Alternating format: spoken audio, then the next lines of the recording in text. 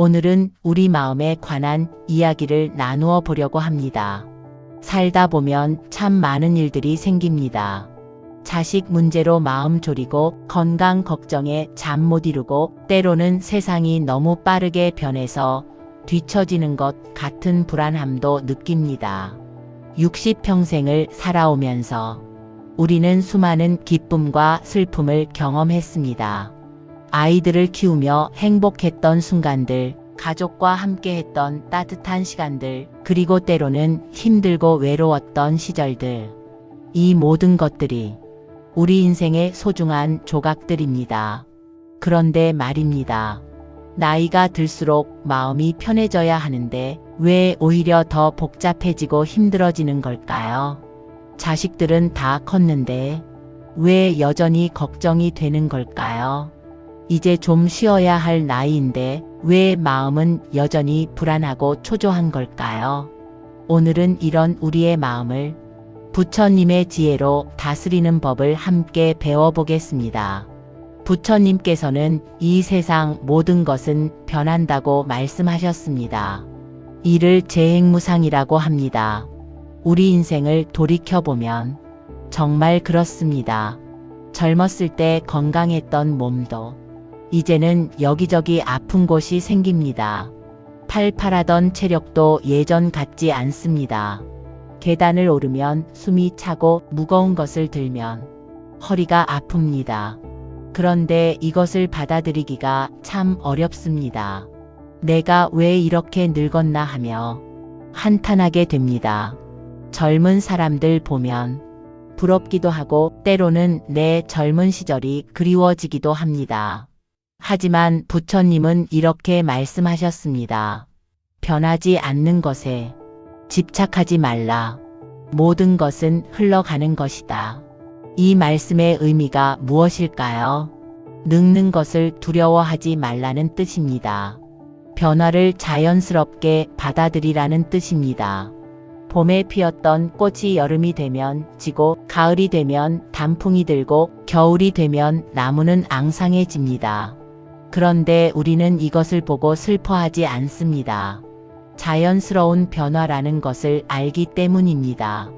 우리 인생도 마찬가지입니다. 젊음에서 중년으로, 중년에서 노년으로 변해가는 것은 자연스러운 일입니다. 이것을 거부하고 저항하면 마음만 괴로워집니다. 저는 얼마 전에 이런 분을 만났습니다. 70대 할머니셨는데 매일 거울을 보며 주름살 때문에 우울해하셨습니다. 옛날 사진을 보며 내가 왜 이렇게 늙었나 하며 눈물을 흘리셨습니다. 그래서 제가 말씀드렸습니다. 할머니, 그 주름살 하나하나가 할머니가 살아온 세월의 증거 아니겠습니까? 자식 키우며 고생한 흔적, 인생의 풍파를 견뎌낸 증표입니다. 부끄러워할 것이 아니라 자랑스러워해야 합니다. 부처님의 가르침이 바로 이것입니다. 변화를 거부하지 말고 있는 그대로 받아들이라는 것입니다. 그러면 마음이 편안해집니다. 몸이 예전 같지 않으면 그래, 나도 이제 나이가 들었구나 하고 인정하는 것입니다. 그리고 지금 이 나이에 맞는 삶을 살면 됩니다. 무리하게 젊은 사람처럼 살려고 하지 않는 것입니다. 변화를 받아들이면 마음이 편안해집니다. 늙는 것이 두렵지 않게 됩니다. 오히려 나이 든 것에 감사하게 됩니다. 아, 내가 이렇게 건강하게 늙을 수 있다니 얼마나 감사한 일인가 하는 마음이 생깁니다. 부처님께서는 모든 괴로움의 원인이 집착에 있다고 하셨습니다. 무엇인가에 매달리고 놓지 못하는 것이 우리를 괴롭게 만든다는 것입니다. 우리 시니어 세대가 가장 많이 집착하는 것이 무엇일까요? 바로 자식입니다. 평생을 자식 키우는데 바쳤습니다. 먹는 것 아끼고 입는 것 아껴가며 자식 교육시켰습니다. 좋은 대학 보내려고, 좋은 직장 갖게 하려고 온갖 고생을 다 했습니다.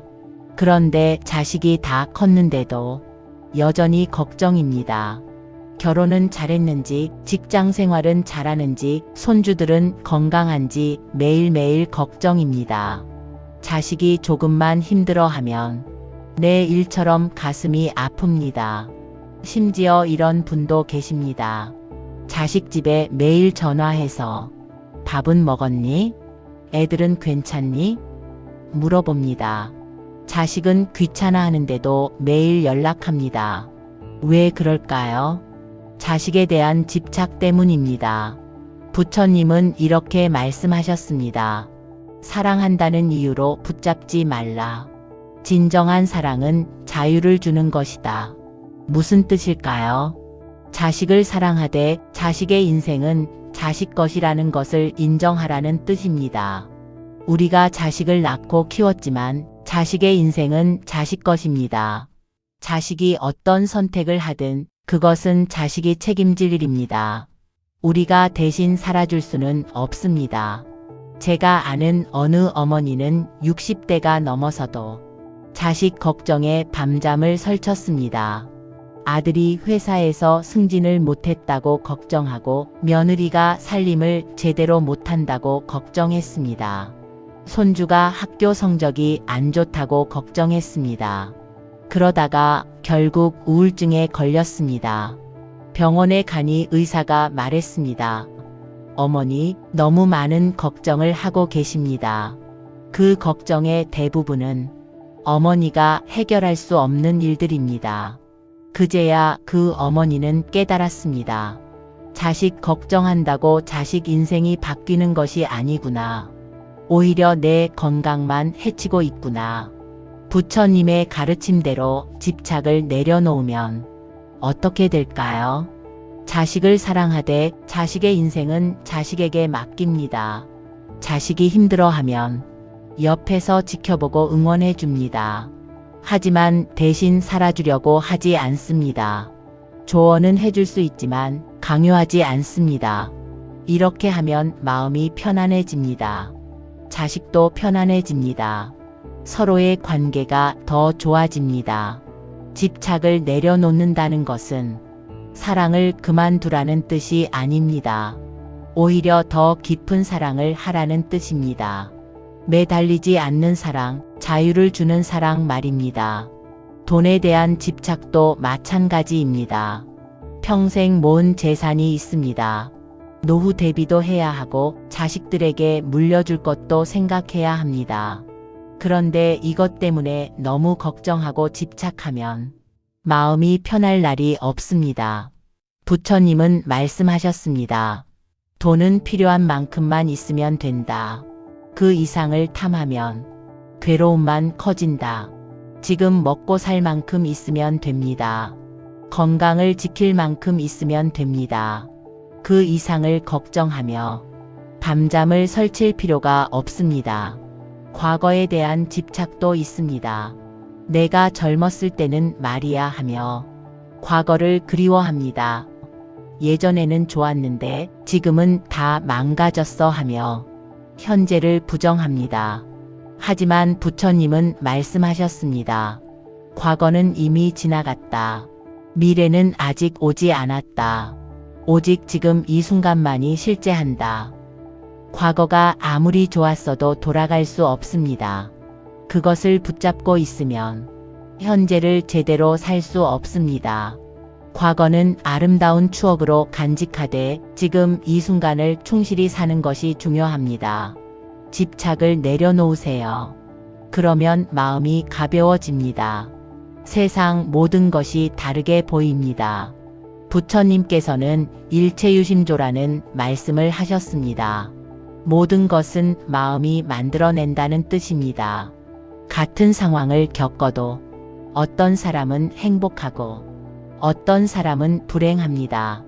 왜 그럴까요? 마음가짐이 다르기 때문입니다. 예를 들어볼까요? 비가 옵니다. 농사 짓는 사람은 기뻐합니다. 아, 가뭄의 단비로구나. 농작물이 잘 자라겠어. 소풍 가려던 사람은 속상합니다. 왜 하필 오늘 비가 오지? 재수 없어 같은 비인데 한 사람은 기쁘고 한 사람은 속상합니다. 비 자체는 선하지도 악하지도 않습니다. 그것을 바라보는 마음이 기쁨이나 슬픔을 만드는 것입니다. 우리 인생도 그렇습니다. 나이가 든다는 것 어떤 마음으로 바라보십니까? 아이고 늙어서 쓸모 없어졌네. 이제 죽을 날만 기다리는구나 하고 생각하면 매일이 우울하고 괴롭습니다. 하지만 이제 인생의 여유를 즐길 수 있구나. 젊었을 때 못 해본 것들을 해볼 수 있겠어 하고 생각하면 매일이 새롭고 감사합니다. 혼자 사는 것도 마찬가지입니다. 배우자가 먼저 세상을 떠났거나 자식들이 다 떠나서 혼자 사는 분들이 많습니다. 나는 이제 혼자야 외롭고 쓸쓸해 하고 생각하면 정말 외롭고 쓸쓸합니다. 하루하루가 지루하고 힘듭니다. 하지만 나만의 시간이 생겼구나. 내가 하고 싶은 대로 살 수 있어 하고 생각하면 자유롭고 편안합니다. 제가 아는 한 할머니는 70세의 남편을 여의었습니다. 처음에는 너무 슬프고 외로워서 하루하루가 힘들었습니다. 하루 종일 집에만 있으며 텔레비전만 보셨습니다. 그러다가 어느 날 생각을 바꾸셨습니다. 남편이 살아계실 때는 남편 뒷바라지 하느라 내가 하고 싶은 것을 못했어. 이제는 내가 하고 싶은 걸 해볼 수 있겠네. 그래서 평생 배우고 싶었던 서예를 배우기 시작했습니다. 경로당에 나가서 친구들도 사귀었습니다. 봉사활동도 시작했습니다. 이제 그 할머니는 매일이 즐겁다고 합니다. 혼자 사는데 외롭지 않느냐고 물으니 이렇게 대답하셨습니다. 혼자 있는 것과 외로운 것은 다릅니다. 나는 혼자 있지만 외롭지 않아요. 매일 할 일이 있고 만날 사람이 있으니까요. 이것이 바로 부처님께서 말씀하신 일체유심조입니다. 상황은 바뀌지 않았는데 마음을 바꾸니 인생이 달라진 것입니다. 건강 문제도 그렇습니다. 나이가 들면 몸이 아픈 곳이 하나둘씩 생깁니다. 무릎이 아프고 허리가 아프고 혈압이 높고 당뇨가 있습니다. 아이고 나는 병든 몸뚱이야. 이것도 아프고 저것도 아파하며 하루 종일 아픈 곳만 생각하면 정말 온몸이 다 아픈 것 같습니다. 하지만 그래도 나는 걸을 수 있어. 밥도 먹을 수 있고 친구들도 만날 수 있어. 이 정도면 건강한 편이지 하고 생각하면 감사한 마음이 생깁니다. 의학적으로도 이것이 증명되었습니다. 긍정적으로 생각하는 사람이 부정적으로 생각하는 사람보다 실제로 더 건강합니다. 같은 병을 알아도 회복이 빠릅니다. 왜 그럴까요? 마음이 몸에 영향을 주기 때문입니다. 긍정적인 마음은 면역력을 높이고 부정적인 마음은 면역력을 낮춥니다. 그러니 부처님 말씀대로 마음을 잘 다스리는 것이 건강에도 좋은 것입니다. 자식 문제도 마음먹기에 달렸습니다. 자식이 자주 찾아오지 않습니다. 나는 자식한테 버림받았어. 쓸쓸해하고 생각하면 정말 비참해집니다. 하지만 자식들도 바쁘겠지. 자기 인생 열심히 사는 거야. 나도 젊었을 때 부모님께 자주 못 갔잖아 하고 생각하면 이해가 됩니다. 자식이 가끔 전화만 해도 감사해집니다. 부처님은 이렇게 말씀하셨습니다. 마음이 청정하면 세상이 청정하고 마음이 탁하면 세상이 탁하다. 세상을 바꿀 수는 없습니다. 하지만 세상을 바라보는 내 마음은 바꿀 수 있습니다. 마음을 바꾸면 세상이 달라 보입니다. 오늘부터라도 마음을 바꿔보세요. 부정적인 생각이 들 때마다 긍정적인 생각으로 바꿔보세요. 처음에는 억지로 하는 것 같아도 계속하다 보면 습관이 됩니다. 그러면 인생이 달라집니다. 같은 하루를 살아도 행복해집니다. 부처님께서는 욕심이 괴로움의 뿌리라고 하셨습니다. 더 많이 가지려는 욕심, 더 좋아지려는 욕심이 우리를 괴롭게 만든다는 것입니다. 우리는 평생 욕심을 부리며 살아왔습니다. 더 많이 벌려고 애썼고, 더 좋은 집에 살려고 애썼고, 더 좋은 차를 타려고 애썼습니다. 젊었을 때는 그것이 삶의 동력이 되기도 했습니다. 목표가 있었고 그것을 이루기 위해 열심히 일했습니다.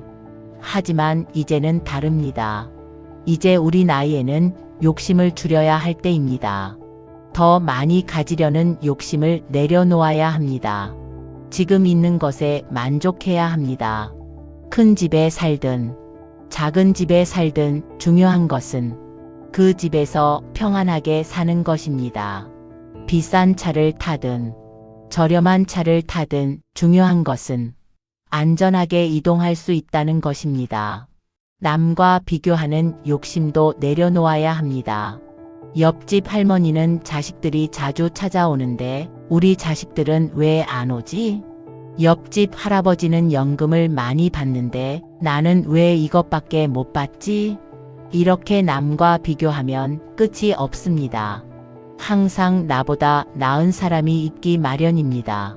비교하면 할수록 내가 초라해 보입니다. 부처님은 말씀하셨습니다.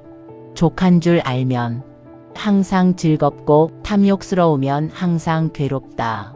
지금 내가 가진 것에 만족하세요. 비록 많지 않아도 나에게 필요한 것은 다 있습니다. 먹을 것이 있고 잠잘 곳이 있고 건강이 있으면 그것으로 충분합니다. 그 이상을 바라면 욕심입니다. 제가 아는 한 할아버지는 평생 검소하게 사셨습니다. 큰 부자는 아니었지만 넉넉하지는 않았지만 항상 만족하며 사셨습니다. 주변 사람들이 물었습니다. 어르신은 어떻게 항상 그렇게 행복해 보이세요? 할아버지는 이렇게 대답하셨습니다. 나는 내가 가진 것을 세어봐. 내가 가지지 못한 것은 세지 않아. 그러니 항상 감사하지. 이것이 바로 부처님의 가르침입니다. 있는 것에 감사하고 없는 것을 탐하지 않는 것입니다. 인정받고 싶은 욕심도 내려놓아야 합니다. 나이가 들면 대접받는 것이 줄어듭니다. 젊었을 때는 사람들이 나를 중요하게 여겼는데 이제는 그렇지 않습니다. 직장에서 은퇴하면 더 이상 중요한 사람이 아닙니다. 가족 모임에서도 주인공은 젊은 세대입니다. 우리는 구석에 앉아있는 존재가 됩니다. 이것이 섭섭하고 서운합니다. 내가 예전에는 얼마나 대접받았는데 하는 생각이 듭니다. 하지만 이것도 욕심입니다. 인정받고 싶은 욕심, 존중받고 싶은 욕심입니다. 부처님은 말씀하셨습니다. 남의 인정을 구하지 말라. 스스로 바르게 살면 그것으로 족하다. 남들이 나를 어떻게 생각하든 중요한 것은 내가 떳떳하게 사는 것입니다. 내 양심에 거리끼지 않게 사는 것입니다. 남들의 시선을 의식하지 마세요. 남들의 평가에 연연하지 마세요. 그것은 모두 욕심입니다. 조용히 담담하게 내 길을 가세요. 그것이 진정한 자유입니다. 욕심을 줄이면 마음이 가벼워집니다. 욕심이 적을수록 만족이 큽니다. 욕심이 없으면 항상 행복합니다. 부처님께서는 화를 불덩이에 비유하셨습니다. 화를 내면 그 불덩이가 나를 먼저 태운다는 것입니다. 나이가 들수록 화가 늘어나는 것 같습니다. 작은 일에도 짜증이 나고 사소한 일에도 화가 납니다. 젊은 사람들이 예의 없게 구는 것 같아 화가 납니다.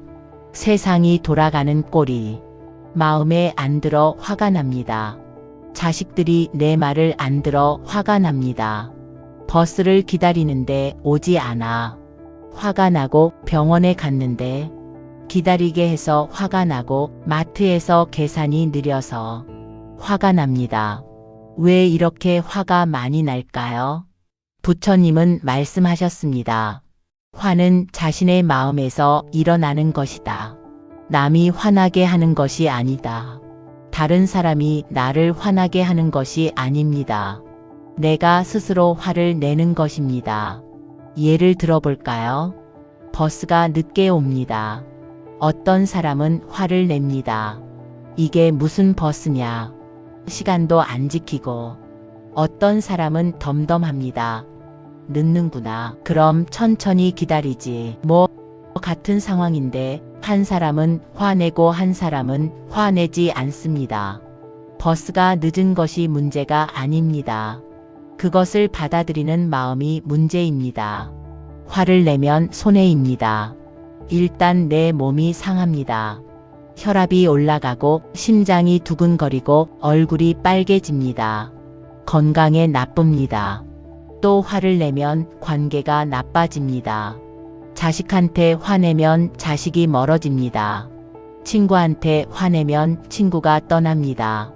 결국 나만 외로워집니다. 부처님은 화를 다스리는 방법을 알려주셨습니다. 첫째, 화가 날 때 잠시 멈추는 것입니다. 즉시 반응하지 마세요. 심호흡을 하세요. 10까지 세어보세요. 그러면 화가 조금 가라앉습니다. 둘째, 상대방의 입장에서 생각해 보는 것입니다. 버스 기사도 일부러 늦게 온 것이 아닙니다. 길이 막혔거나 다른 이유가 있을 것입니다. 상대를 이해하려고 하면 화가 줄어듭니다. 셋째, 이것이 정말 화낼 만한 일인가 생각해 보는 것입니다. 10년 후에 생각해 보면 오늘 화낸 일이 기억이나 날까요? 대부분은 기억도 안 납니다. 그렇게 사소한 일에 화내는 것입니다. 제가 아는 한 할아버지는 젊었을 때 성격이 불같았습니다.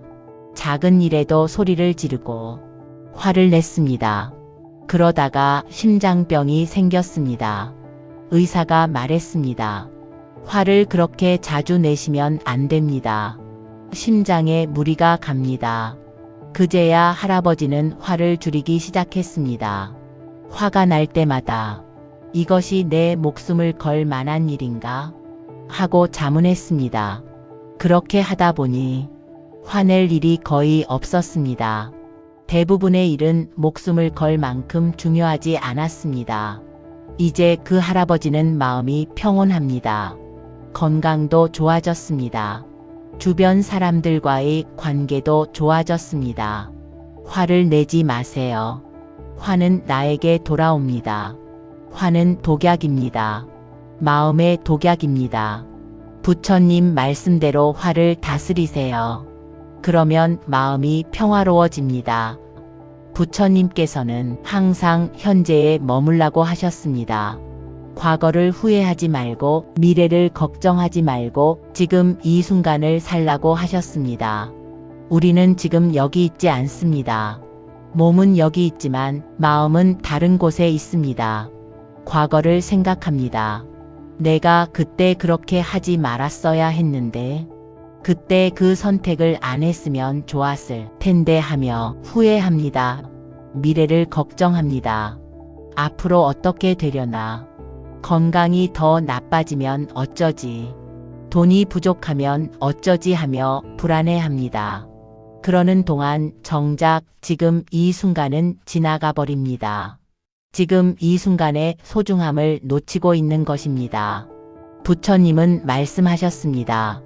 과거는 이미 사라졌고 미래는 아직 오지 않았다.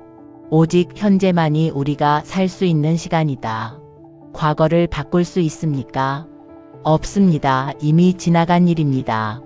아무리 후회해도 돌아오지 않습니다. 미래를 완전히 통제할 수 있습니까? 없습니다. 아무리 계획을 세워도 예상치 못한 일이 일어납니다. 그렇다면 우리가 할 수 있는 것은 무엇입니까? 바로 지금 이 순간을 잘 사는 것입니다. 지금 이 순간에 집중하세요.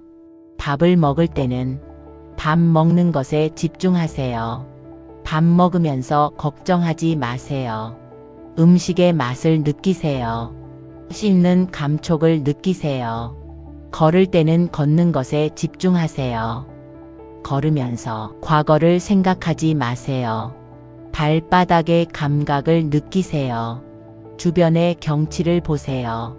사람을 만날 때는 그 사람에게 집중하세요. 만나면서 다른 생각하지 마세요. 그 사람의 말을 경청하세요. 그 사람의 표정을 보세요. 이렇게 현재에 머물면 삶이 풍요로워집니다. 평범한 일상이 특별해집니다. 아침에 일어나 창문을 열었을 때 신선한 공기를 느낍니다. 아, 오늘도 숨을 쉴 수 있구나. 감사하다. 차 한 잔을 마실 때 따뜻함을 느낍니다. 이 차가 얼마나 맛있는지 행복하다. 손주를 만났을 때 그 순간에 온전히 함께합니다. 지금 이 아이와 함께 있는 이 시간이 얼마나 소중한지 지금 이 순간을 살면 행복해집니다. 과거의 후회도 미래의 걱정도 사라집니다. 오직 지금 이 순간의 평화만 남습니다. 제가 아는 한 할머니는 항상 걱정이 많았습니다. 어제 일을 후회하고 내일 일을 걱정했습니다. 그래서 늘 불안하고 초조했습니다. 그러다가 부처님 말씀을 듣고 현재에 집중하기 시작했습니다. 과거는 생각하지 않고 미래는 걱정하지 않고 오직 지금 이 순간에만 집중했습니다. 처음에는 어려웠습니다. 자꾸 과거와 미래로 마음이 갔습니다. 하지만 계속 연습했습니다. 마음이 다른 곳으로 가면 다시 현재로 가져왔습니다. 그렇게 하다 보니 마음이 평온해졌습니다. 걱정과 불안이 줄어들었습니다. 일상의 작은 것들이 감사해졌습니다. 예전에는 항상 불안했는데 이제는 마음이 편안해요.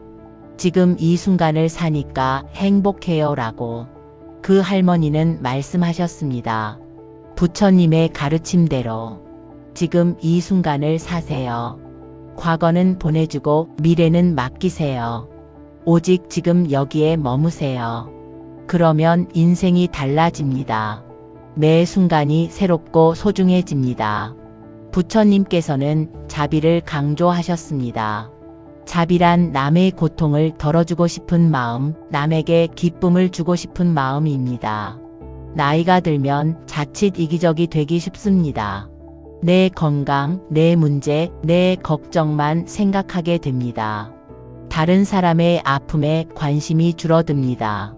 하지만 부처님은 말씀하셨습니다. 자비로운 마음을 가진 사람이 진정으로 행복하다. 왜 그럴까요? 남을 도울 때 나도 행복해지기 때문입니다. 봉사활동을 해보신 적 있으십니까? 남을 도울 때 느끼는 그 뿌듯함, 그 기쁨을 아십니까? 그것이 바로 자비의 기쁨입니다. 내 문제만 생각하면 세상이 좁아집니다. 하지만 남을 생각하면 세상이 넓어집니다.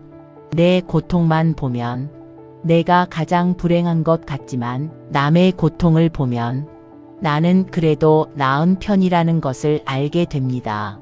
자비는 거창한 것이 아닙니다. 경로당에서 혼자 있는 친구에게 말을 걸어주는 것도 자비입니다. 길에서 넘어진 사람을 일으켜 주는 것도 자비입니다. 버스에서 자리를 양보하는 것도 자비입니다. 아파트에서 이웃에게 먼저 인사하는 것도 자비입니다. 작은 친절, 작은 배려, 그것이 모두 자비입니다.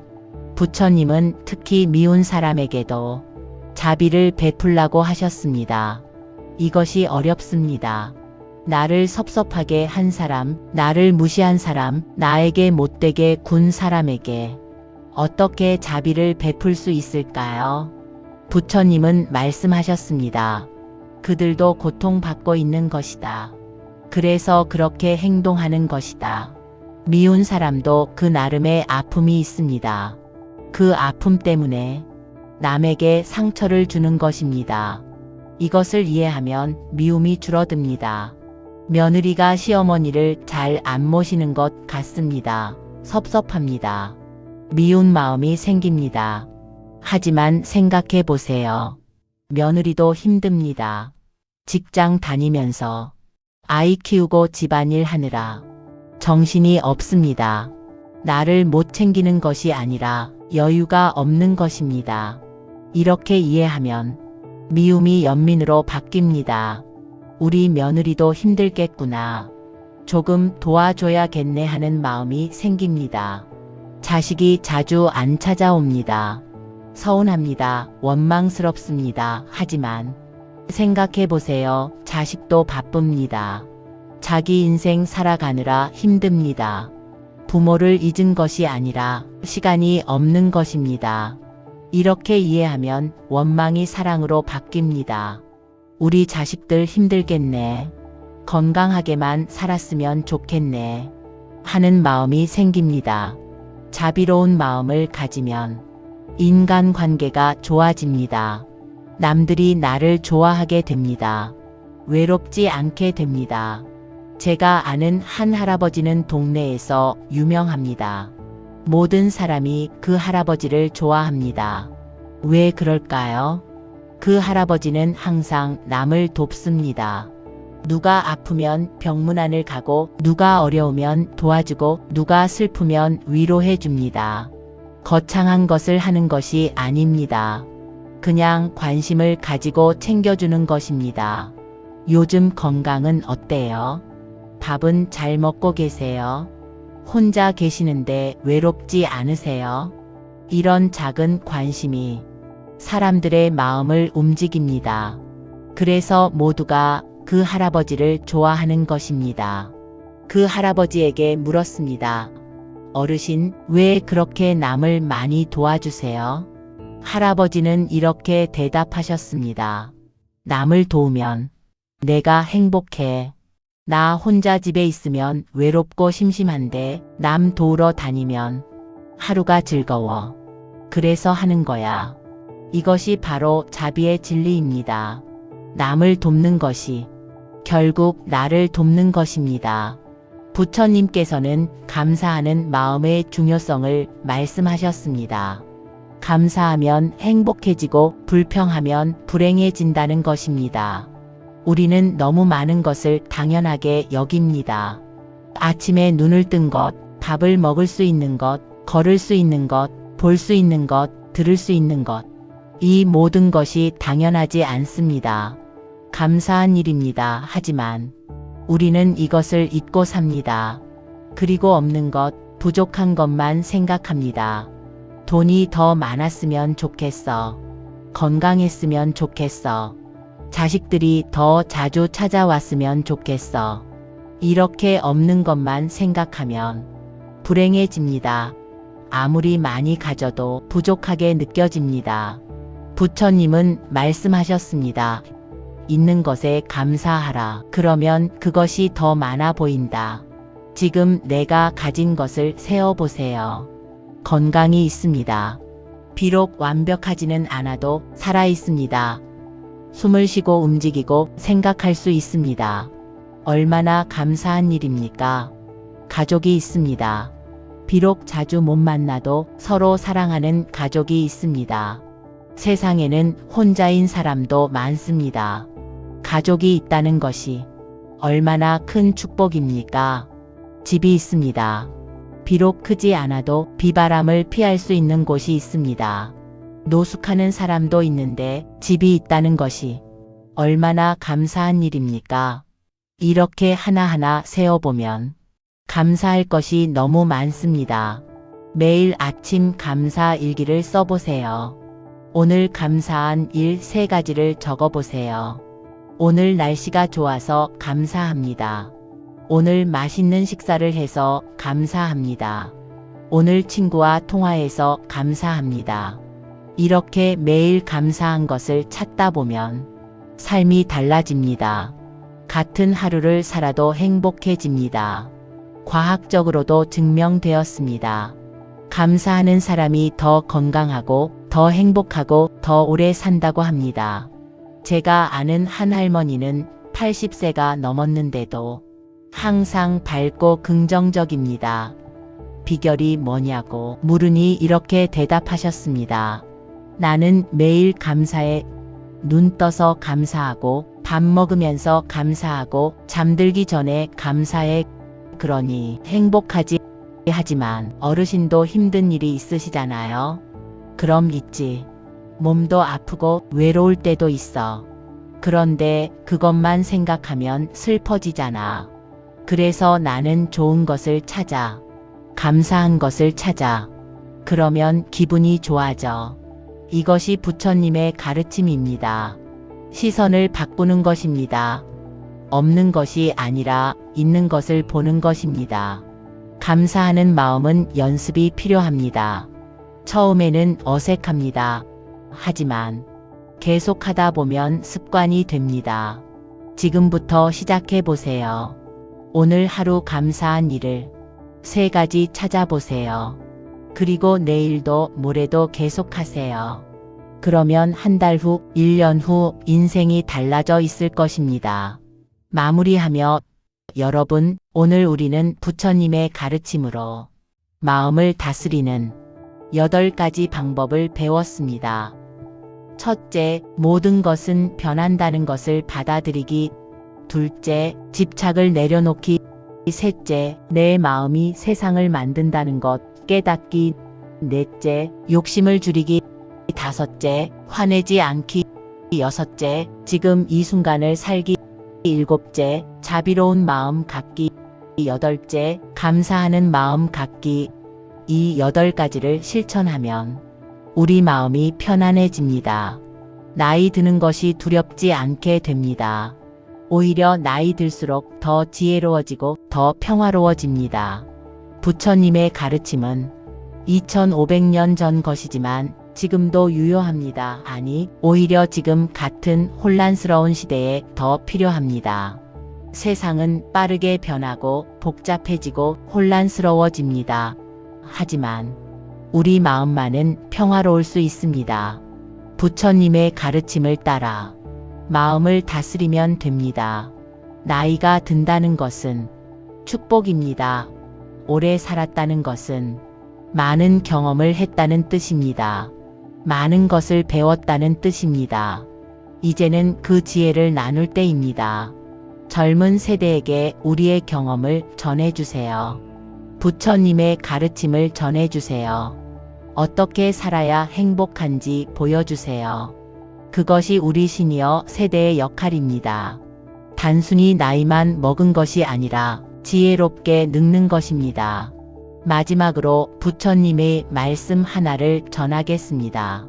과거에 연연하지 말고 미래를 걱정하지 말라. 현재를 잘 살면 과거는 아름다운 추억이 되고 미래는 희망이 된다. 오늘부터 부처님의 가르침대로 살아보세요.